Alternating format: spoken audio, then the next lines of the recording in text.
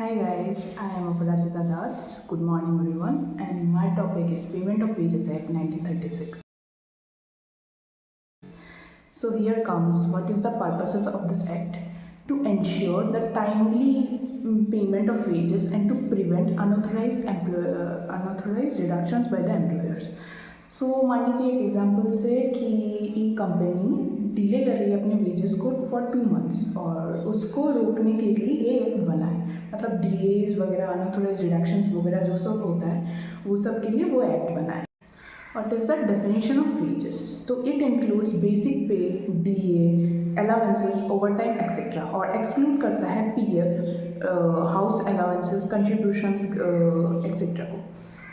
अच्छा, तो एग्जाम्पल से मानते हैं लाइक सैलरी है एक पर्सन का, मान लीजिए पर्सन एक्स, इसका सैलरी है 10,000, उसका DA है 1,000 और ओवर टाइम करके उसको मिला है 500. तो ये सब को लेके हम बोलते हैं, मतलब this all comes under wages.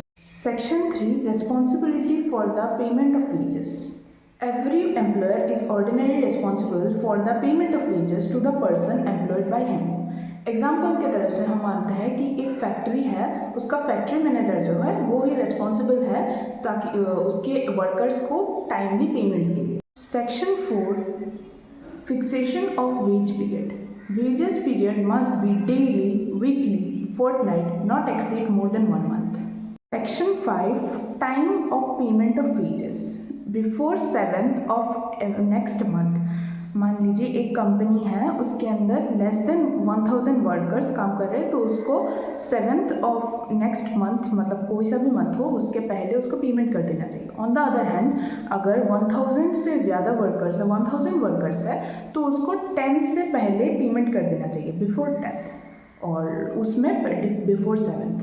Section 6, modes of payments. Payment should be done through coins, currency notes, जो अभी मतलब चल रहा है उसी नोट में हमको देना होगा, या फिर चेक्स या बैंक ट्रांसफर से हमको देना होगा. डिडक्शन अलाउड लाइक फाइन्स, फिर डैमेजेस, या फिर हाउस एकोमोडेशंस, या फिर इनकम टैक्स एक्सेट्रा, ये सब आ सकता है डिडक्शन में.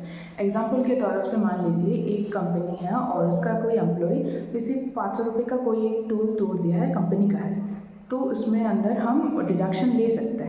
डिडक्शंस नॉट अलाउड, लाइक मान लीजिए जो इस लिस्ट में नहीं आता, लाइक फाइन्स या फिर डैमेजेस या हाउस एकोमोडेशंस, इंश्योरेंस, ये सब में नहीं आता. लाइक मान लीजिए एक एम्प्लॉय से उसके नाम पे लिया जा रहा है, लेकिन डिसिप्लिन चार्जेस या किसी और चार्जेस के नाम पे लिया जा रहा है, तो ये इसको हम इलीगल माने. Fines must be approval by the state government, not exceed more than 3% of the monthly wages, and the employees on whom the fine is imposed must be heard about that. मान लीजिए एक company है और उसमें एक rule बनाया गया है कि कोई भी एम्प्लॉय अगर लेट आ रहा है रिपीटेडली, उससे हम 50 रुपीज़ चार्जेस कट करेंगे fine as a fine. Penalties for delaying wages और for illegal deductions. Fines must be 7,500. It varies from state to state. Like in Assam हमको 7,500 ही पे करना होगा जो कंपनी है. और फॉर अदर ऑफेंसेस लाइक, मतलब ये मान लीजिए कि ये रिपीटेड ऑफेंसेस है, मतलब ये एक एम्प्लॉयज़ के साथ नहीं बहुत एम्प्लॉयज़ के साथ हो रहा है, तो ये हाईली पेनल्टीज़ में भी आ सकता है. थैंक यू मेरी इतनी बकबक सुनने के लिए. एंड आई नो मैंने बहुत ज़्यादा ब्लंडर किया इस वीडियो में. And thank you Mansi ma'am for giving me this opportunity कि मैं एक यूनिट समझा रही हूँ या एक चैप्टर समझा रही हूँ, मतलब एक वीडियो बना रही हूँ. For that I am really very thankful to you कि मैं एक ऐसे मतलब न्यू चीज़ एक्सप्लोर कर रही हूँ. For me which is a very new thing. Thank you for that and bye, good night.